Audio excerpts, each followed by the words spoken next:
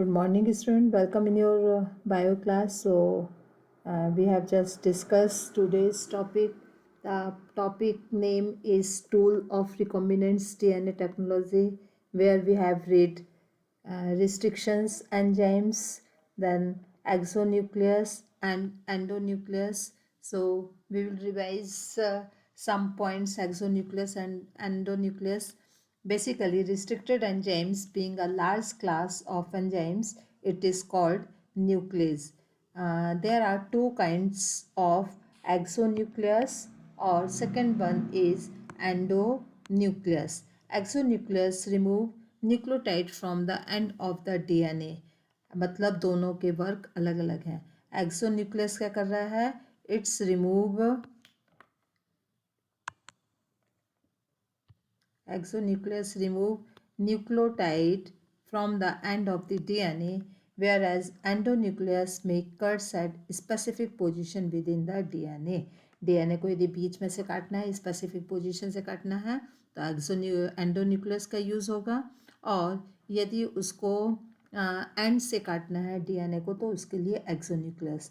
तो basically exonuclease endonuclease एक ये पर्टिकुलर DNA का एक सेगमेंट है जो एक्सोन्यूक्लियस एंडोन्यूक्लियस के तरीके से वर्क कर रहा है. It is include in restricted enzymes. Endonuclease makes cut at specific positions with in the DNA. Each restricted endonucleus functions by inspecting the length of DNA. First, it finds its specific sequences, recognized sequences, then it will bind the DNA and cut each of the two strands of double helix at specific points in their sugar phosphate backbone. अब यहाँ पे देखो, पहले क्या करेगा, जो endonuclease है वो डीएनए के लेंथ को इंस्पेक्ट करेगा, उसको फाइंड आउट करेगा, उसको ऑब्जर्व करेगा, और जैसे ही उसको डीएनए की लेंथ में स्पेसिफिक सीक्वेंस मिल जाएगा. Specific sequence means palindromic nucleotide sequence. Specific sequence वो क्या फाइंड आउट कर रहा है? Palindromic nucleotide sequence. जैसे उसको स्पेसिफिक सीक्वेंस मिलता है, वो वहाँ से डीएनए से वहाँ से बाइंड अप हो जाएगा, और डीएनए को उस पॉइंट पर शुगर फॉस्फेट बैकबोन से उसको कट कर देगा. मतलब कहाँ से कट करेगा? जो डीएनए की एक बैकबोन होती है, शुगर फॉस्फेट से फॉर्म होती है, तो शुगर फॉस्फेट से वो उसको कट करना शुरू करेगा और डीएनए को उस पार्ट से कट कर देगा. लेकिन वो जो स्पेसिफिक सीक्वेंस फाइंड आउट करता है, it is called is palindromic nucleotide sequence. ये पैलिंड्रोमिक न्यूक्लियोटाइड सीक्वेंस वो सीक्वेंस है जो कि एक ग्रुप ऑफ जीन्स है जो कि बैकवर्ड ऑफ फॉरवर्ड दोनों साइड से एक जैसा ही रीड करता है. ठीक है, ये कहलाता है पैलिंड्रोमिक. जैसे फॉर एग्जांपल्स मलयालम को आप बैक साइड से रीड करो या फॉरवर्ड साइड से रीड करो, वो दोनों साइड सेम लेटर्स ही रहते हैं. इसी तरीके से पैलिंड्रोमिक जेनेटिक सीक्वेंस में जीन बिल्कुल सेम रहेगा, फॉर्मर साइड से भी, मतलब फॉरवर्ड साइड से भी, बैकवर्ड साइड से, वो रीडिंग भी सेम करेगा.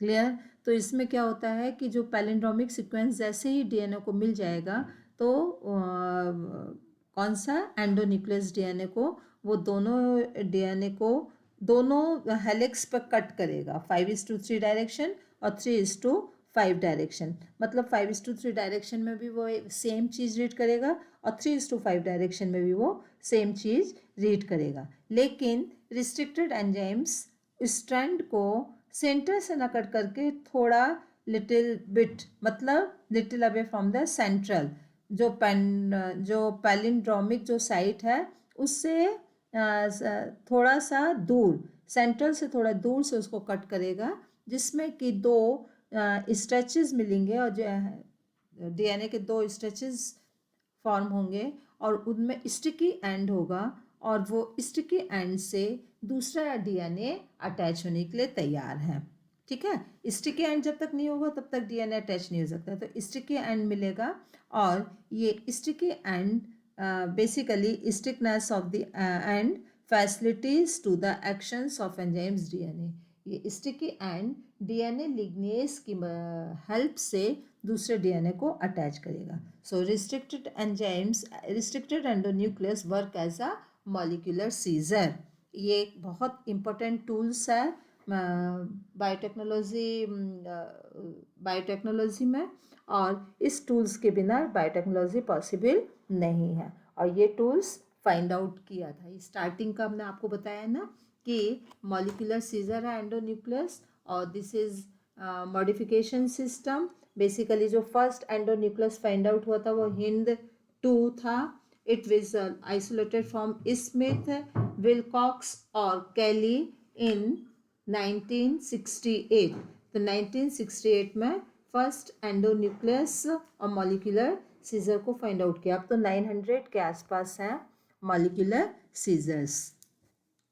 Clear student. सो और जो स्टिकी एंड प्रोवाइड करता है वो स्टिकी एंड से दूसरा डीएनए जो डिजायरेबल डीएनए है वो उससे अटैच हो सकता है with the help of DNA ligase. DNA ligase दोनों एंजाइम्स को, कट एंजाइम्स को क्या करता है, वो दोनों को जोड़ने का काम करता है. Restricted endonucleases are used in genetic engineering to form recombinant DNA molecules of DNA. Restricted enzymes का ये यूज़ है.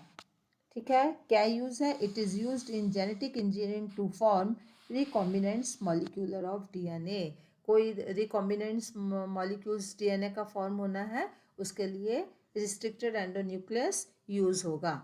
It's cut by same restricted enzymes. When cut by same restricted enzymes, the resultant DNA fragments have same kinds of sticky end, and these can be joined together using DNA ligase. तो जो desirable DNA है, ठीक है, और host DNA दोनों को same restricted endonuclease से cut किया जाएगा, जिससे दोनों के एंड में एक स्टिकी एंड डेवलप हो जाएगा, क्योंकि सेम एंडोन्यूक्लियस से वो कट हुए हैं और स्टिकी एंड मिलने से वो आपस में बहुत ही क्लियरली ज्वाइंट हो जाएंगे और इस तरीके से एक नया रिकॉम्बिनेंट्स डीएनए फॉर्म हो जाएगा. ये एक एग्जांपल्स दिया है. ये फॉरेन डीएनए है जो कि हमें होस्ट डीएनए में क्या करना है. ये फॉरेन डीएनए है, डिजायरेबल डीएनए, इसको वेक्टर में डालना है. ठीक है, तो एक सेम रिस्ट्रिक्टेड एंजाइम्स लिया उसने, फॉरेन डीएनए को भी सेम पैलिंड्रोमिक सीक्वेंस को फाइंड आउट करके कट किया, और उसने वेक्टर डीएनए को भी कट किया. चूंकि दोनों एक एंडोन्यूक्लियस से कट हुए हैं, दोनों को स्टिकी एंड्स मिलेंगे, और वो स्टिकी एंड्स ज्वाइंट हो जाएंगे किसके थ्रू? लिगेज एंजाइम्स के थ्रू, और इस तरीके से एक न्यू और रिकॉम्बिनेंट्स डीएनए फॉर्म हो जाएगा. Recombinants DNA, recombinant DNA, recombinants DNA form हो जाएगा. कौन सा DNA? Recombinants DNA. This is the basis और मेन एम ऑफ बायोटेक्नोलॉजी. अब उसको रिकॉम्बिनेंट्स डीएनए फॉर्म हो गया, फिर उसको इकोलाई में सेंड किया प्लाज्मिड्स के थ्रू. प्लाज्मिड्स क्या है? एक प्रोकैरियोटिक सेल का सर्कुलर डीएनए जो अपने आप में क्या हो सकता है, उसमें रेप्लिकेशन हो सकता है. रेप्लिकेशन की प्रोसेस होती है प्लाज्मिड्स में, वो एज ए वेक्टर वर्क करता है. तो उसको वेक्टर डीएनए प्लाज्मिड्स में ऐड होके और उसको फिर इकोलाई में सेंड किया. इकोलाई में वो क्लोनिंग प्रोसेस होगी, ट्रांसफॉर्मेशन प्रोसेस होगी, और बहुत सारे डीएनए जो डिजायरेबल डीएनए हैं वो फॉर्म हो जाएंगे. This is basically recombinants DNA technology. तो रिकॉम्बिनेंट्स डीएनए टेक्नोलॉजी में वही 4 स्टेप हैं जो हम आप लोगों को ऑलरेडी बता चुके हैं. फर्स्ट कि वेक्टर डीएनए और फॉरेन डीएनए को सेम एंडोन्यूक्लियस कट करेगा, जिससे 2 स्टिकी एंड्स मिलेंगे, और ये लिटिल बिट मतलब सेंट्रल से थोड़ा लिटिल बिट अवे, कुछ थोड़ा सा दूर पे ये कट करेगा, और दोनों जो डीएनए मतलब वेक्टर डीएनए और फॉरेन डीएनए वो इस तरीके से उनके कटिंग से इस तरीके के जो कट एंड्स इस तरीके से होंगे कि दोनों आपस में स्टिकी एंड्स दोनों के होंगे. दोनों स्टिकी एंड्स डीएनए लिगेज की प्रेजेंस में ये स्टिकी एंड्स उसके ऐड हो जाएंगे. इस तरीके से रिकॉम्बिनेंट्स डीएनए फॉर्म हो जाएगा. तो रिकॉम्बिनेंट्स डीएनए फॉर्म होने से मेडिकल फील्ड में क्रॉप की फील्ड में और डिफरेंट जो फील्ड्स हैं ह्यूमन वेलफेयर के डिफरेंट फील्ड्स में बहुत सारे रिवोल्यूशंस, और ये एक बूम की तरीके से वर्क करता है. It is restricted endonuclease. ठीक है, रिस्ट्रिक्टेड एंडोन्यूक्लियस में बेसिकली स्टिकी एंड की रिक्वायरमेंट है, जेनेटिक इंजीनियरिंग की रिक्वायरमेंट है. So these are the process of how to form new or recombinant DNA. Now next point is it is separations and isolation of DNA fragments. DNA को किस तरीके से separate किया जाता है. सेपरेट, अभी फर्स्ट आपने लिखा ना आइसोलेशन ऑफ डीएनए, तो अब आइसोलेशन कैसे होता है डीएनए का, ये तो एक प्रोसेस है, but each and every process should be going on very precise manner without any fault. So how to DNA separate from or DNA isolated. So इसको कैसे करना, let us understood the cutting of DNA by restricted endonucleus result in the fragmented of DNA. पहले DNA हमने find out कर लिया कि किस DNA को किस डीएनए को हमें आइसोलेट करना है. जब डीएनए बहुत बड़े बड़े फ्रैगमेंट्स पर होता है ना, उसके बहुत बड़े हेलिक्स होते हैं, तो उनको कट किया जाता है रिस्ट्रिक्टेड एंडोन्यूक्लियस की प्रेजेंस में. तो हमें क्या मिलते हैं, फ्रैगमेंट्स ऑफ डीएनए. सबसे पहले हमें फ्रैगमेंट्स ऑफ डीएनए मिले. These fragments can be separated by techniques. अब ये फ्रैगमेंट्स डीएनए के कैसे सेपरेट किए जाएंगे, this is called as gel electrophoresis. जो टेक्निक्स यूज की जा रही है वो जेल इलेक्ट्रोफोरेसिस. तो जेल इलेक्ट्रोफोरेसिस क्या है, डीएनए के केमिकल नेचर के अकॉर्डिंग ये प्रिंसिपल यूज़ किया जा रहा है. डीएनए अपने आप में कैसा फ्रेगमेंट्स है, मॉलिक्यूल्स है, it is negative charge molecules. ठीक है, तो इसको सेपरेट किया जा सकता है किस साइड पर, एनोड साइड पर. यदि एक इलेक्ट्रिक फील्ड प्रोवाइड की जाए तो ये मैट्रिक्स में या मीडियम पर एनोड के साइड पर सेपरेट होने लगेगा. किस साइड पर, एनोड की साइड पर. क्यों, इसका नेचर क्या है, नेगेटिवली चार्ज है. Now day most commonly used matrix, जो मैट्रिक्स सबसे ज़्यादा यूज़ हो रहा है, जेल इलेक्ट्रोफोरेसिस एक इलेक्ट्रिकल मेथड है. दो एनोड्स को, कैथोड एनोड को यूज़ करके और इलेक्ट्रिसिटी प्रोवाइड करके इस मेथड को यूज़ किया जाता है. इसमें जो मैट्रिक्स यूज़ हो रहा है बेसिकली वो नेचुरल पॉलीमर से एक्सट्रैक्ट किया हुआ है. एक सी बीट होती है एगरोज, उससे मैट्रिक्स फॉर्म किया जाता है. डीएनए फ्रेगमेंट्स को सेपरेट करने के लिए सबसे पहले वो उसमें इलेक्ट्रोफोरेसिस किया जाता है. तो उसके अकॉर्डिंग, अपने साइज़ के अकॉर्डिंग और डेंसिटी ग्रेडियंट्स के अकॉर्डिंग एग्रोसोल जेल पर वो क्या होगा, फ्रेगमेंट साइज ऑफ के हिसाब से मूव कर जाएगा. ठीक है, और किस तरीके का मूवमेंट होगा, जो लार्जेस्ट पार्टिकल्स हैं वो पहले ही डिपॉजिट हो जाएंगे और जो स्मॉलेस्ट पार्टिकल्स हैं वो बाद में डिपॉजिट होंगे. इस तरीके से डीएनए के फ्रैगमेंट्स आइसोलेट हो जाते हैं. ठीक है, ये आइसोलेशंस की प्रोसेस है कि लार्जेस्ट डीएनए बैंड्स कहाँ पर हो रहे हैं, ये एक पास में नियर बाय और दूर वाले जो हैं वो डिस्टेंस पे होते हैं. Clear student. सो ये डीएनए फ्रैगमेंट्स को सेपरेट करने की प्रोसेस है. Separate DNA fragments can B visualised only after staining the DNA. अब क्या है, ये जो सेपरेट डीएनए है ये एक पर्टिकुलर स्टेन पर ही स्टेन्ड हो सकते हैं. This is ethidium bromide. मतलब इसको किससे स्टेन करते हैं, इथिडियम ब्रोमाइड. ठीक है, जो कि जब अल्ट्रावायलेट रेज में ये एक्सप्लोर होते हैं तभी ये दिखाई देंगे. ये इथिडियम ब्रोमाइड से ये स्टेन है. इन्हें इथिडियम ब्रोमाइड से स्टेन नहीं किया जाएगा तो ट्रांसपेरेंट होंगे और विजिबल नहीं होंगे विदाउट स्टेनिंग. क्लियर. तो इसमें ऑरेंज कलर के बैंड्स डीएनए में इथिडियम ब्रोमाइड से स्टेन्ड हैं जो कि एक्सपोज हो रहे हैं. इनको अब क्या करना है, ये अच्छे, ये एक और पॉइंट कि जो इथिडियम ब्रोमाइड से जो स्टेन्ड डीएनए पार्टिकल्स हैं, ये डीएनए पार्टिकल्स को एगरोज जेल से एक्सट्रैक्ट करते हैं जेल पीस पर. तो एगरोज जेल पे ये सेपरेटेड होगा और फिर इनको ये उसमें पीस के फॉर्म पर क्या हो जाते हैं, सेट हो जाते हैं, ठीक है। तो इनको जेल पीस के रूप में सेपरेट करते हैं। when DNA cut particles is extract from a gel piece, it is called as evolution. इसको क्या कहेंगे, इल्यूशन। अलग अलग प्रोसेस है, ठीक है, समझ में आया बच्चों। तो डीएनए का जो एगर रोज जेल पर जो एक्सट्रैक्ट हो गया है उसको एक्सट्रैक्ट करना है और जेल पीस के फॉर्म पर उसको क्या करना, ऑब्टेन करना। This step is called as elution, ठीक है। द डीएनए फ्रेगमेंट्स, अब इस तरीके से डीएनए फ्रेगमेंट्स को प्योरीफाइड कर लिया और अब इसका यूज़ कंस्ट्रक्शंस रिकॉम्बिनेशन डीएनए में करना है, मतलब इनको क्लोनिंग वेक्टर पर अब ऐड करना है। ये तो डीएनए आपने डिजायरेबल डीएनए ले लिया, अब इनको क्लोनिंग वेक्टर पर करना है। क्लोनिंग वेक्टर क्या होते हैं, क्लोनिंग वेक्टर वो होते हैं जो आसानी से बैक्टीरियोफेज हो गए, प्लाज्मिड्स हो गए, बैक्टीरियोफेज वायरस है, प्लाज्मिड्स हो गए, जो आसानी से होस्ट सेल पर ट्रांसफ़र किए जा सकें।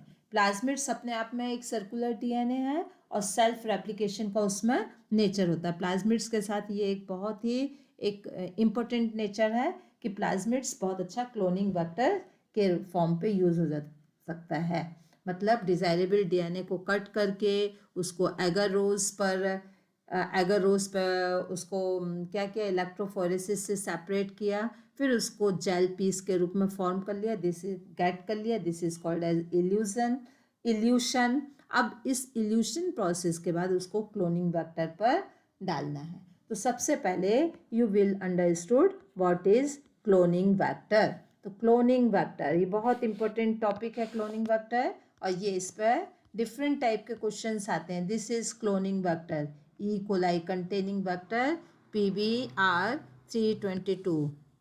ये एक ऐसा क्लोनिंग वेक्टर है कि जो उस कंपोनेंट्स को, उसमें वो सभी कंपोनेंट्स हैं जो कि डीएनए को ऐड करने पर, डीएनए की रेप्लिकेशंस पर, ओरिजिन ऑफ रेप्लिकेशन और सब प्रोसेस के लिए यूज़ होता है। क्लोनिंग वेक्टर प्रॉपर नहीं होगा तो डीएनए फिर रेप्लिकेट नहीं होगा और उसका मल्टीप्लिकेशन भी नहीं होगा और क्लोनिंग भी नहीं होगी।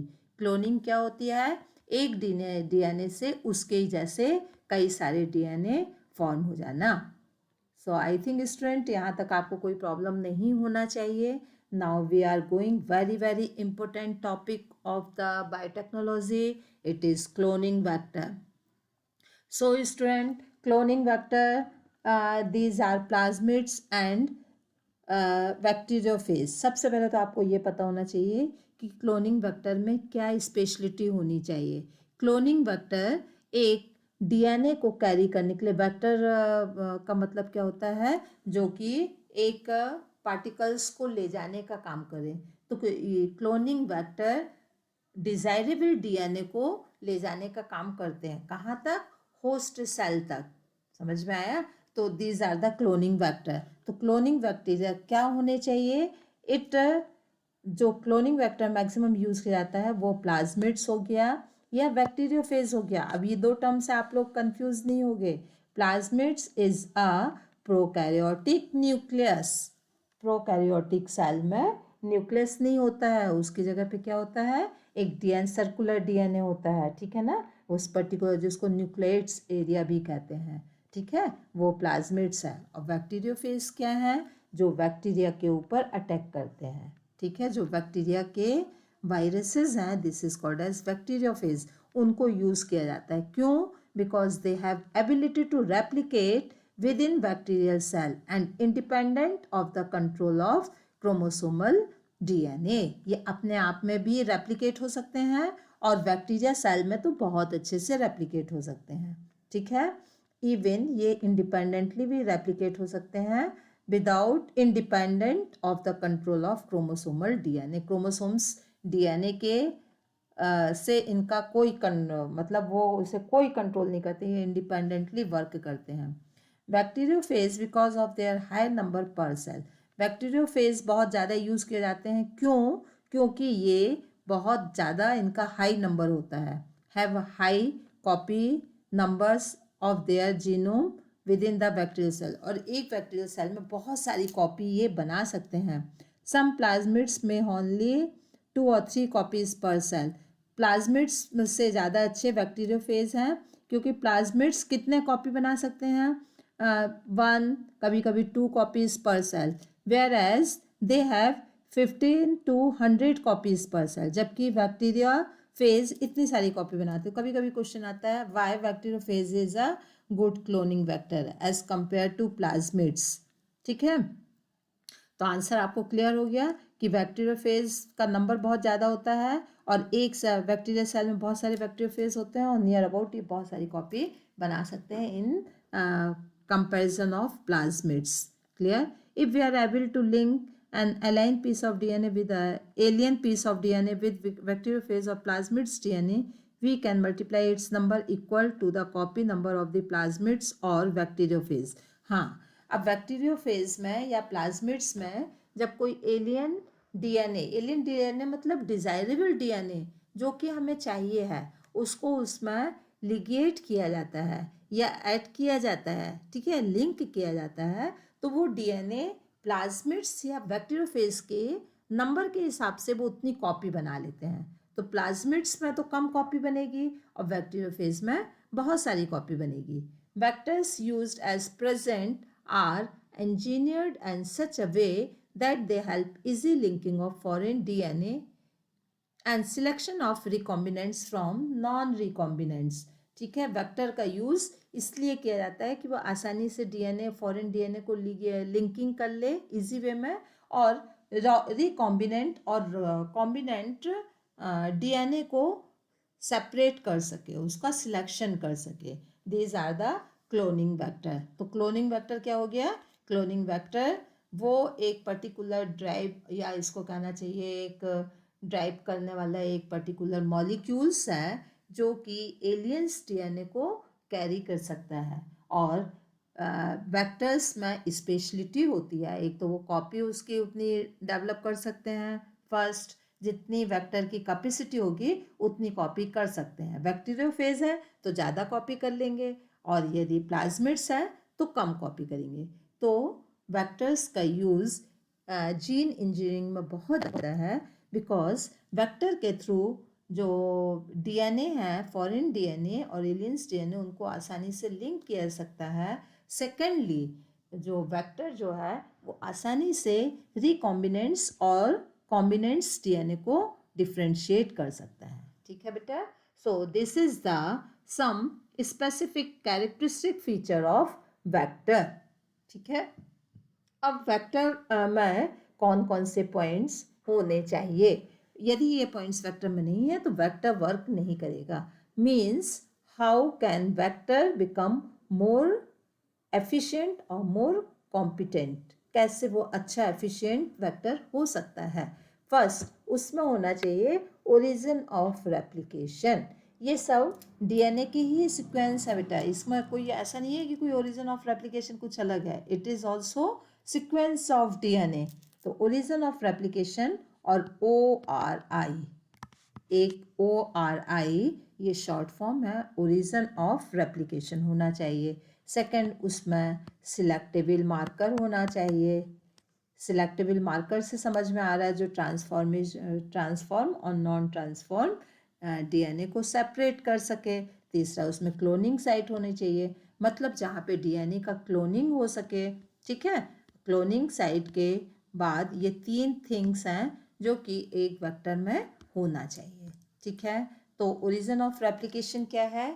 It is a specific sequence of DNA from where replicants can start, जहाँ पर रेप्लिकेशन प्रोसेस शुरू होती है. आप लोगों ने डीएनए के रेप्लिकेशन को भी रीड किया था, तो वहाँ पे एक बार याद करो कि वहाँ पे भी ओरिजिन ऑफ रेप्लिकेशन एक मेन पॉइंट था. तो ओरिजिन ऑफ रेप्लिकेशन वो पॉइंट है, डीएनए का वो सीक्वेंस है जहाँ पर alien piece of DNA linked हो सकता है. ठीक है, और वो उसका जो सीक्वेंस है डीएनए का जहाँ वो लिंक्ड हो रहा है, वो एलियन डीएनए को रेप्लिकेट भी कर सकता है होस्ट सेल के अंदर. तो this is very important point. कहीं भी ये DNA, new DNA vector DNA में लिंक नहीं कर सकता है। किस जगह पे लिंक करेगा? यदि वो ओरिजिन ऑफ रेप्लिकेशन सीक्वेंस पे लिंक करेगा तो उसकी कॉपी बन जाएगी, और उतनी कंट्रोल्ड कॉपी, मतलब वो जो डीएनए का सीक्वेंस है जिसको ORI भी कहते हैं, उसकी एक और स्पेशलिटी होती है, it is responsible for controlling the copy number of link DNA. ठीक है, जो डीएनए लिंक है उसकी कितनी कॉपी बननी है ये भी डिसाइडेड रहता है। ठीक है, so if one wants to recover many copies of target DNA, it should be clone in vector whose origin support high copy number.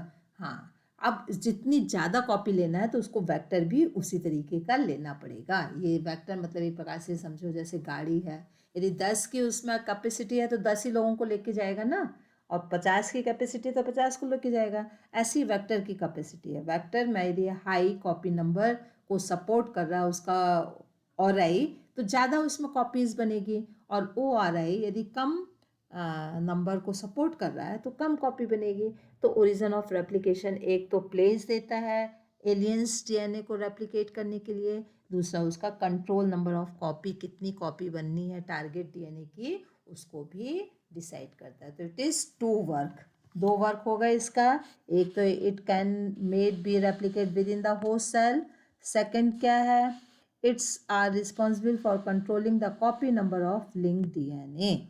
अब selectable marker, selectable marker in addition to ORI, the vector required to selectable marker which help in identified or eliminating non-transform and selectively permitting the growth of the transform. Selectable marker selection कर रहा है, नाम से ही समझ में आ रहा है, ये भी डीएनए का एक ऐसा सीक्वेंस है जो कि एलियन डीएनए को, एलियन डीएनए जो ट्रांसफॉर्म डीएनए है उसको नॉन ट्रांसफॉर्म डीएनए से डिफ्रेंशिएट कर लेता है, और ट्रांसफॉर्म डीएनए को ही ग्रोथ करेगा, ट्रांसफॉर्म डीएनए को ही क्या करेगा, ग्रोथ को अलाउड करेगा। ठीक है, तो सिलेक्टेबल मार्कर्स के 2 काम हैं। सबसे पहले it's help and identified and eliminating identified transform DNA, secondly eliminated non transform and selectively permitted the growth of transform. सबसे पहले इसने ट्रांसफॉर्म को सिलेक्ट कर लिया, ट्रांसफॉर्म डीएनए को, नॉन ट्रांसफॉर्म्ड को उसको एलिमिनेट कर दिया, और ट्रांसफॉर्म्ड को ग्रोथ करने के लिए डेवलप कर दिया। It is the work of selectable marker. अब इसमें एक जो सिलेक्टेबल मार्कर है यूज़ हो रहा है वो मोस्टली एंटीबायोटिक्स होते हैं, resistance to antibiotics. There are वो जीन्स जो कि एंटीबायोटिक्स के लिए कोड होते हैं, लाइक एम्प्लिसिलिन, ठीक है, क्लोरो एम्फिनॉल, एम्फिनिकॉल, टेट्रासाइक्लिन, फिर kanamycin. These are the some selectable marker. ठीक है, तो name of the selectable marker आपको समझ में आ गया कौन कौन से हैं। कुछ एंटीबायोटिक्स होते हैं वो जीन्स जो कि एंटीबायोटिक्स रेजिस्टेंस के लिए कोड होते हैं। ठीक है, ये एंटीबायोटिक रेजिस्टेंस है, मेडिसिन भी है, एम्प्लिसिलिन है ना, फिर क्लोरो एम्फिनिकॉल, फिर टेट्रासाइक्लिन और kanamycin. These are the some transfer selectable marker which is basically coding encoded for the encoded resistance to antibiotics. ठीक है, clear student? So these are the selectable marker. अब थर्ड आता है क्लोनिंग साइट, किस side पर clone होगा, vector की वो कौन सी साइड है जहाँ पे क्लोनिंग होगी। ठीक है, in order to link the alien's DNA, the vector needs to have few preferable single recognized site. Generally वो साइट होती है जहाँ पे क्लोनिंग हो सके। रेप्लिकेशन और क्लोनिंग में बहुत फ़र्क है बेटा, समझ में आया ना। रेप्लिकेशन और क्लोनिंग में ORI वो प्लेस है जहाँ पे एक डीएनए लिंक हो सकता है और वो होस्ट सेल के अंदर रेप्लिकेट हो सकता है, लेकिन क्लोनिंग साइट वो है which help to identify cloning site वो डीएनए का एक सीक्वेंस है जिस जगह पर एक रिकॉग्नाइज साइट पर होती है और वहाँ पे रिस्ट्रिक्टेड एंडोन्यूक्लियस एंजाइम्स होता है, ठीक है, और vector will generate several fragments जहाँ पर क्लोनिंग प्रोसेस possible है. It is called as cloning site. So students, our video already has 30 minutes. We have completed 30 minutes. So cloning sites we will take in next videos. Thank you student. Have